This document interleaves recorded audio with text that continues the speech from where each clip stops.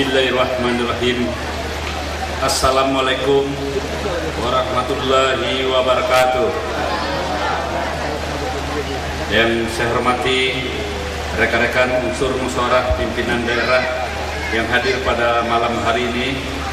Yang saya hormati Saudara Wakil Wali Kota Solo, Ketua Tim Penggerak PKK, Ketua GOW, Saudara Sekretaris Daerah, rekan-rekan Kepala SKPD yang hadir pada malam hari ini, tokoh masyarakat, nenek mama, cadek pandai, alim ulama, bundo kandung, serta hadirin hadirat yang kami muliakan. Alhamdulillahirabbil alamin. Puji dan syukur marilah kita ucapkan kehadirat Allah Subhanahu wa taala yang telah melimpahkan rahmat, nikmat dan kurnianya kepada kita semua, sehingga kita dapat hadir di tempat ini dalam keadaan sehat walafiat dalam rangka mengikuti acara pembukaan pergelaran oratorium pertunjukan seni sejarah berdirinya Kota Solo. Selawat berserta salam marilah kita sampaikan kepada Allah Subhanahu wa taala agar selalu dilimpahkan kepada Nabi besar Muhammad sallallahu alaihi wasallam yang telah membawa ajaran sebagai pegangan dan tuntunan bagi umat dalam mencapai keselamatan hidup di dunia dan kebahagiaan di akhirat.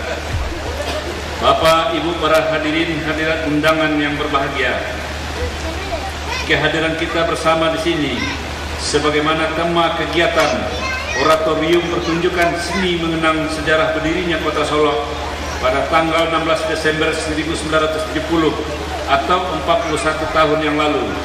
Hendaknya di masa yang akan datang, rasa memiliki kita terhadap Kota Solo yang kita cintai ini bisa lebih mendalam.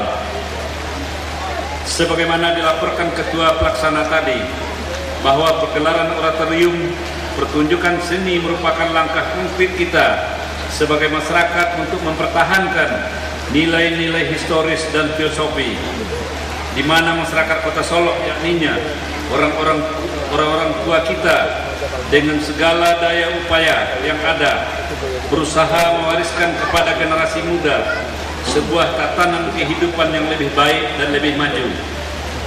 Orang menjadi jorong, jorong menjadi nagari, dan nagari menjadi sebuah perkotaan.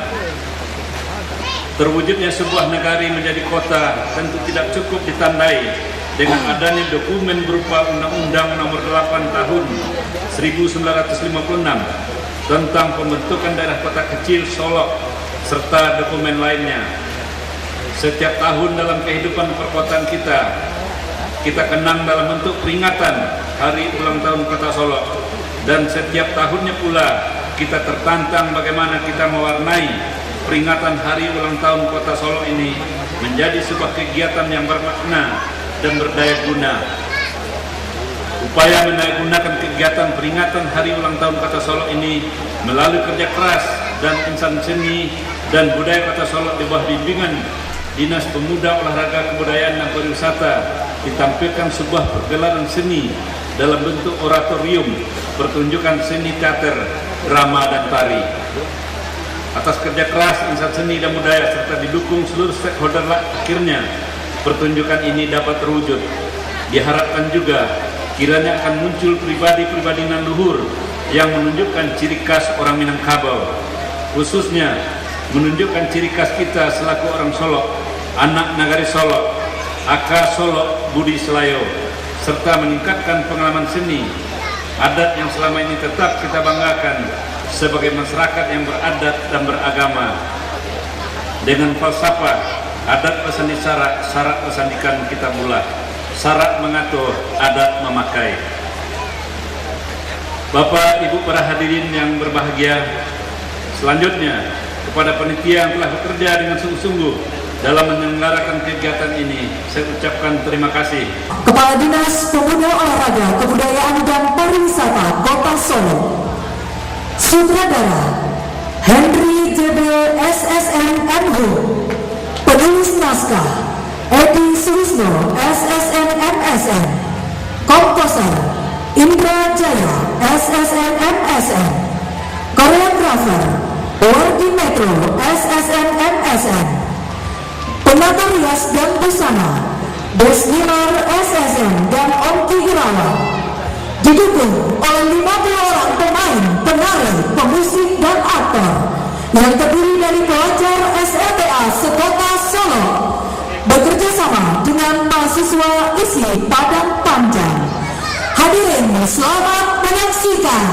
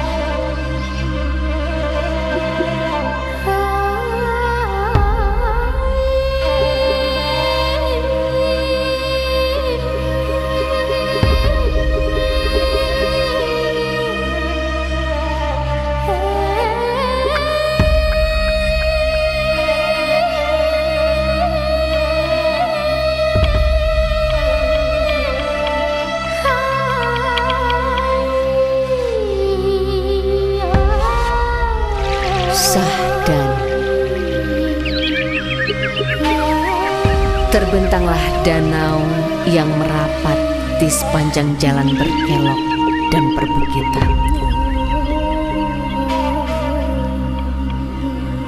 Derik dedaunan adalah himne yang mengiangkan rindu. Hamparan bukit melintasi padang luas, begitu menguning, menyerupai pandar emas dalam lautan. Sebaran padi yang menunggu di tuai, menyubur di tiap musim, memahat kebanggaan dan jati diri. Anak-anak nagari melintas dalam daya cipta yang tak terputus-putus. Di balik hati, mereka berucap.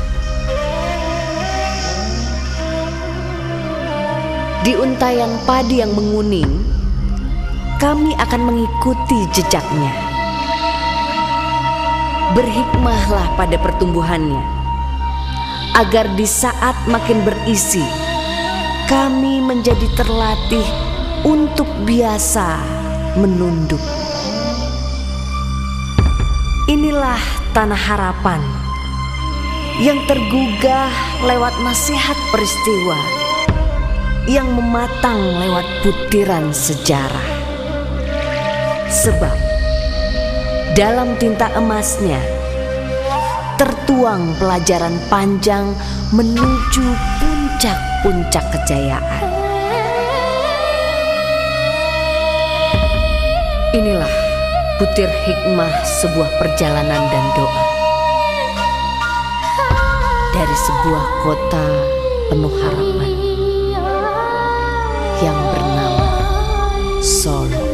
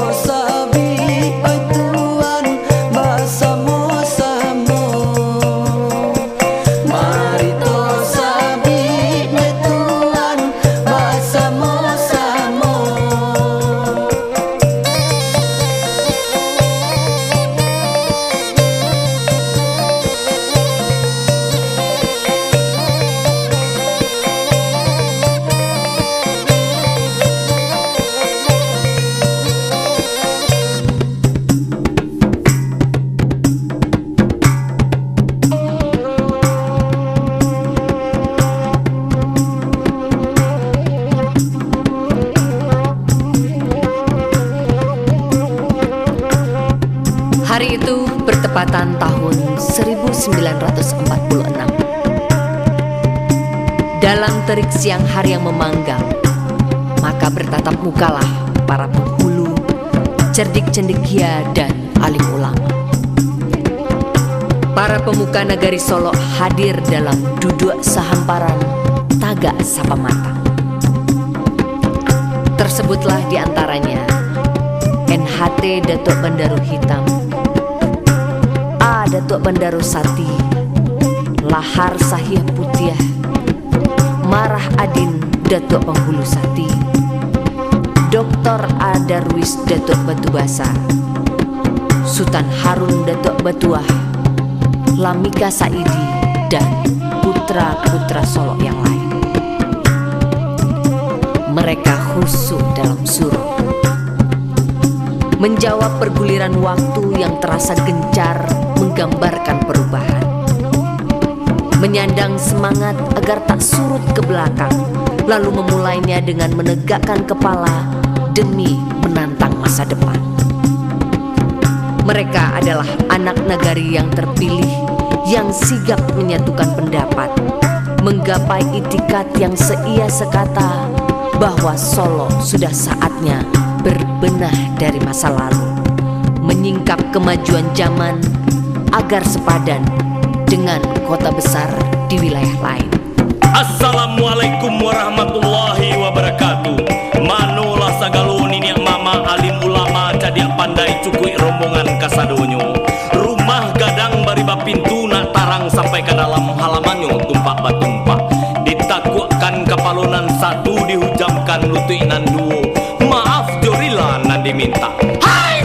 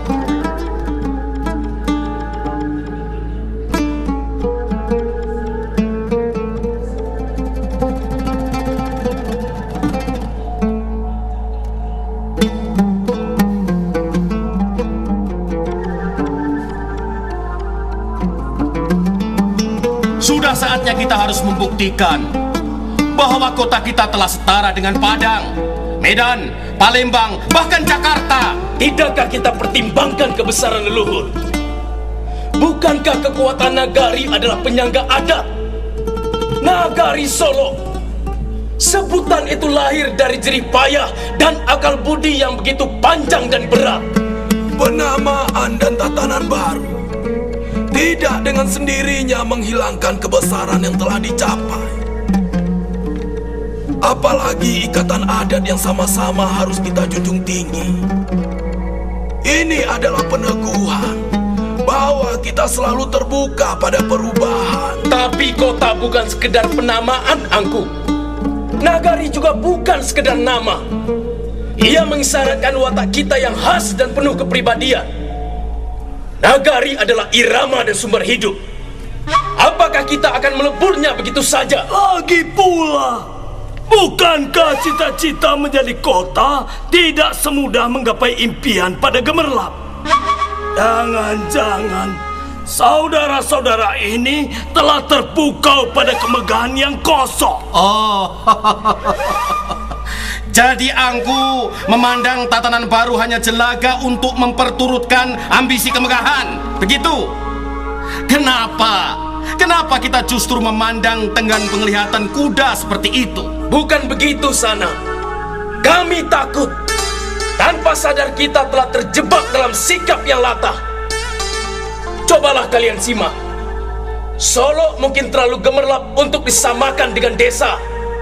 Tapi tempat ini masihlah terlalu terbatas untuk disebut sebagai kota.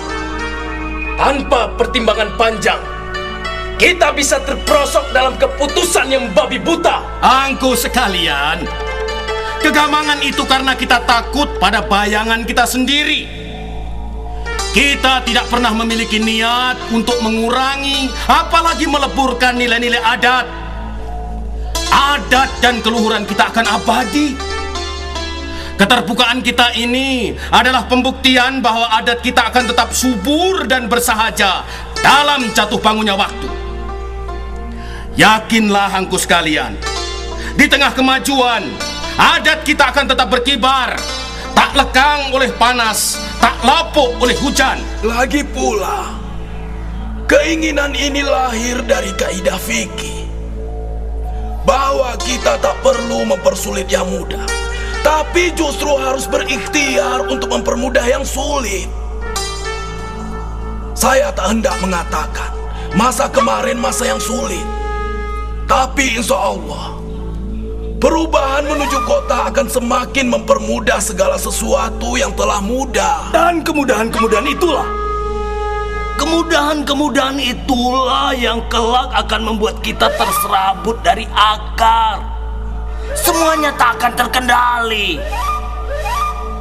Yang muda bertindak sekendak hatinya. Mereka kehilangan rasa hormat pada yang tua, karena yang tua pun ikut-ikutan mengejar kesenangan dan tak sanggup lagi memikul teladan. Saudaraku lupa, penyangga adat kita bukan sekadar bersandar pada akal, apalagi nafsu. Jika negeri ini berubah menjadi kota, maka sesubur apapun pertumbuhannya, ada yang akan selalu menjaganya, yakni akhlak dan akidah. Betul, angku sekalian. Dan kemajuan kota kita akan selalu melimpahkan berkah. Tentu dengan doa dan kesanggupan kita untuk selalu merasa berat sama dipikul, ringan sama dijinjing. Baiklah. Sebenarnya masih ada sekat bagi kami untuk mengikhlaskan pendapat dan alasan saudara-saudara itu. Tapi tidaklah arif bagi siapapun yang dalam situasi seperti ini mengambil pilihan untuk lepas tangan.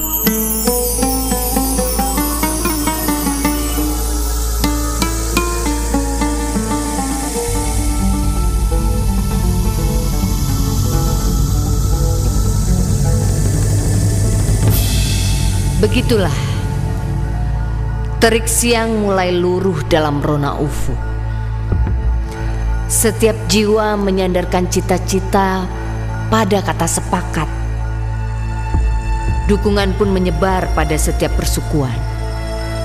Mulai dari suku Caniago Kotodare, Caniago Baruah, Caniago Koronggadang, Caniago Supanjang Aro, Caniago Tabu, Caniago Sungai Napa, Caniago Ampek Korong, Koto Piliang, dan Malayu. Mengendapkan bara curiga atas kerampakan Ligaran. Waktu pun sudah saatnya meluangkan jawab. Dan berita pun perlu segera diwartakan bahwa cita-cita menjadikan nagari Solo sebagai kota adalah tekad yang tak dapat ditawar. Cita-cita yang digapai bukan untuk menyisihkan nagari, tapi sekedar menyongsong kehidupan dengan memperbarui pengabdian. Maka di tahun 1968, marah Adin Datuk Rajo Batuah semakin mematangkan langkah, meneguhkan panitia 10 sebagai biduk rintisan. Pun begitu, tak ada biduk melenggang tanpa tanpa benturan riak arus. Selalu ada bisikan curiga atau hasrat pembuktian cinta pada peninggalan leluhur yang sering kali berlebihan. Maka banyak sudut yang merasa harapannya mengerdil. Banyak sudut mencibir dalam ketidaksetujuan terselubung. Kian hari, sekampun seolah menunggu api, hingga masa pun tiba untuk mengukuhkan persetujuan pada Nagari Salayo, Koto